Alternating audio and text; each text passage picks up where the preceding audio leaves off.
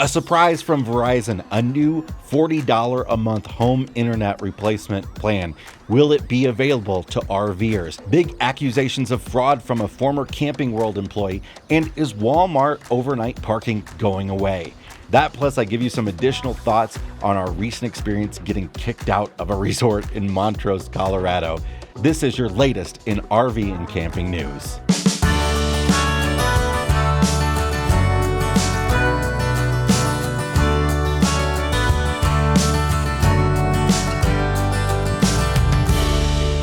Hi folks, Jason here with RV Miles, and this is the first in a new series of videos here on this channel where we're going to offer up the latest in RV and camping news from a consumer perspective. We're going to share with you what's happening in the RV industry, in the camping industry, and how it affects you right now. So let's start with the current pandemic and how it is affecting RV dealerships and RV sales.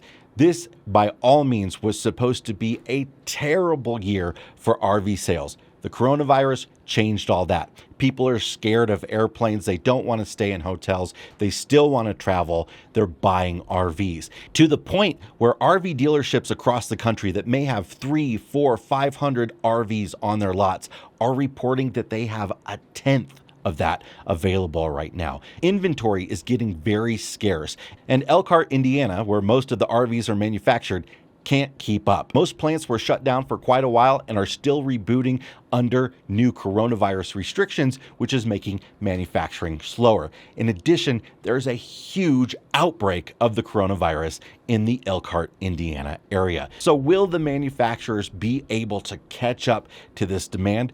That's yet to be seen, but profits are on the rise and stocks in the RV industry are certainly way up. Camping World was under $4 a share in April and reached a high today as I'm recording this of $39 a share. But more on Camping World a little bit later. Is Walmart camping going away? Jim O'Brien, who runs overnightrvparking.com, says that in 2010, about 78% of Walmarts allowed overnight parking. Now, that number is 58%. Part of that might have to do with the coronavirus pandemic. Especially right now, more and more Walmarts are really stressed out. Their employees are coping with additional sanitation measures, angry customers, and having to work in personal protective gear. In addition to the fact that people are littering Walmart parking lots with their disposable gloves and their disposable masks, all of which have to be cleaned up by Walmart employees. Once the pandemic is over, maybe we'll see a little bit of an uptick in Walmart camping again. But for right now, it is really getting stricter. Still, more than half of Walmarts allow overnight parking. But the gradual change in restrictions on overnight parking at Walmarts is definitely not just attributable to the coronavirus pandemic. In fact, more and more municipalities across the country are enacting laws that do not allow overnight parking at stores like Walmart. So it's often not Walmart's fault. In fact, one of the biggest campground associations put together draft legislation for its membership a few years ago to hand out to their local municipalities. This sort of plug-and-play legislation was a way for campgrounds to sort of curb overnight parking and try to get more people to come to their resorts. But now with the fact that so many people are on the road, there are fewer and fewer places to go. In addition to all these RV sales, campgrounds in many places in the country are at capacity for most weekends right now. The RV Industry Association has decided to adopt a new model year standard. The automotive industry for years has had a standard model year, so consumers could expect that near the end of the summer in 2020, the 2021 automobiles would be announced. Not true for the RV industry. In fact, one model under one brand could be different this year than it was last year. One model could have 2 updates within a year. One could have no updates within a year. So it was very difficult for consumers to compare models between brands and between years. So over the next several years, RV manufacturers will begin to adopt a model year in which at the end of this summer, just like the automotive industry, new RVs will be announced all at the same time, hopefully making an easier comparison for consumers, but will also ease challenges for suppliers who have to deal with the fact that they don't know what to expect from different manufacturers at different times. For you motorhome owners, Ford has confirmed that the new Bronco will be flat towable. And that means that you can tow it behind your RV without a trailer, without a tow dolly. The new Bronco is looking to challenge the Jeep Wrangler in more ways than one, and this is one of those ways where it will be an exciting option for any motorhome owner that's looking for a versatile vehicle that you can hop on trails with, but also pull behind your motorhome. Speaking of Ford, the new 2021 F-150s will feature a beast of a hybrid engine option and offer over 12,000 pounds of towing capacity. That's more than my 3/4 ton Ram. And before you tow police run in here, it could be perfect for people looking to pull small trailers.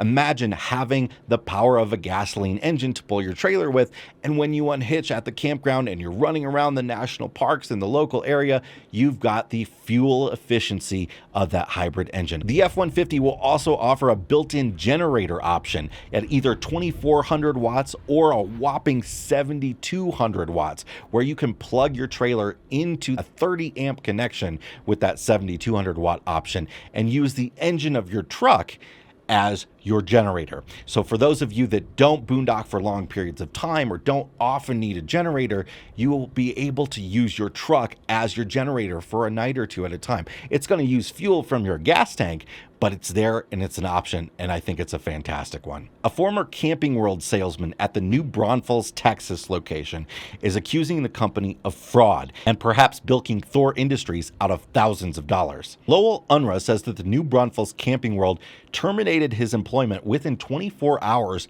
of him filing for FMLA leave. He also says that this Camping World location would overinflate the cost of pre-delivery repairs, making his commissions lower. For example, he says that on a new 2019 Pioneer travel trailer, which is what I travel in, the GM or the service manager of this Camping World location charged against the gross profits $869.53 to glue on a backsplash that had fallen off behind the kitchen sink. He also says there was a charge for $7,166.89 to dump 5 tanks. Now, his commission was based on the final sale price of the vehicle minus the lost profits. And when those numbers were taken away from profits, his commission was reduced drastically. He has records, he has service order numbers, and he says that this is a common problem at this Camping World location and that it is most common on these Pioneer units, which Thor Industries provides to Camping World exclusively. We bought our RV at Camping World, and I have to say I'm not somebody that usually jumps on the hate Camping World bandwagon. I feel like they are the biggest RV dealership in the country, and we hear about problems with Camping World more than we hear about other dealerships just for that fact. And that you have to watch your back wherever you purchase an RV, because any dealership could cause you problems. Our experience at Camping World was absolutely fine, no issues whatsoever, but these allegations are very serious and ones that I think upper management at Camping World will have to address, specifically the fact that an employee was let go just 24 hours after filing for FMLA. Verizon had a surprise announcement the other day. They are offering a $40 a month, truly unlimited, except throttled to 1080p for video, home internet replacement plan over their cellular towers. Will this be an option for RVers? Well, the fine print says no. According to our friends over at the Mobile Internet Resource Center, Verizon is limiting this plan to your home address. That said, they don't seem to have any way of controlling that at this point. So some enterprising RVers are already going out and getting this plan if they can and traveling the country with it. They may get shut off, but if you want to try it out, it is only available in certain service addresses in the country at this time. If it's available, you can check it out, but you do have to buy a specific router in order to use it, which does make me think that they could find ways to limit your use outside of your home address area. Our friends over at Rootless Living magazine have secured August 8th, 2020 as Digital Nomad Day. And in fact, the entire month of August every year will now be known as Digital Nomad Month. There's no specific legal proclamation for this, but many of the calendar sites that aggregate these things have made it official that August 8th of every year will be National Digital Nomad Day, where digital nomads across the country can come to celebrate together. And you can check out Rootless Living magazine. It is free for download, or you can pay for the print version. We'll put a link in the description. Finally, I wanted to share a few thoughts on our experience recently at the Montrose San Juan RV Resort in Montrose, Colorado. We recently shared a live video on Facebook of us getting removed from this campground, and then we put it up on YouTube as well. And because it was a live video, I really didn't have a time to formulate very many thoughts for it. And we shared it here on YouTube and on Facebook with our community of people that have been following us for years and know us and trust us. But it went a little viral. It's been picked up by TV stations across the country. We've been featured in several articles because of it. And the comments have been 98% completely supportive, and we really thank you for that support. If you haven't watched the video or you don't know what I'm talking about, here's a quick recap with a few more specifics. During the first night of our 6-night stay at the Montrose San Juan RV Resort, I started experiencing problems with my computer. And at about midnight, I was looking for a place to buy one, and there wasn't anywhere to buy a MacBook Pro within a 2-hour drive. So I decided that I would order one online. And I do have to say, I am a rule follower. And the first thing I did was I went online to check the rules for this campground that we were staying at. The rules online didn't say anything about not receiving a package. Still, I should have asked. A lot of campgrounds have rules against receiving packages, though in our experience, most of them do allow it. But I should have asked, and it is this campground's absolute right to not allow their customers to receive packages. But I saw the fact that there are many full-time RVers that are permanent in this campground, and I thought that there's no way that they don't allow people to receive packages, so I went ahead and ordered it next day air. Well, when it arrived a day and a half later, the campground refused the FedEx delivery and made the FedEx driver leave the premises. The FedEx driver called me once he was off the campground's property and told me about the situation and that he would be happy to wait outside for me to come out and get it. I did. We left that afternoon to go visit the Black Canyon of the Gunnison National Park, and when we returned, Abby checked the email and she saw that we were being evicted from this campground. The email stated that we had until the next afternoon at 1 o'clock to leave, and that the Montrose County Sheriff would be called in to facilitate if need be. I went over to the manager, with whom I had a very nice experience upon check-in, to try to smooth the situation over. He wasn't having it, and my neighbor, who we'd been traveling with, came over to figure out what's going on and to help defend me. The manager started making up lies about how we were told the rules upon booking the campground and then again when we arrived. Not true at all. But we were handed a packet of rules after we had set up in the campground, which was 3 pages long, not 4 as I mentioned in the video, my mistake, and sloppy reporting on my part in a live video. And the mail rule was the very last rule listed under long-term residents, of which we were not, so I did not read it. Still, my mistake. Still, campground's right to refuse the package. The rule said that the campground would refuse a package, and that would be the consequence for breaking the rule. Not that we would be ejected from the resort. As we were walking away from the owner, I said, look, we're gonna leave. I don't want any trouble. And my traveling companion said that this is effing ridiculous. For that use of the F word, the police were called.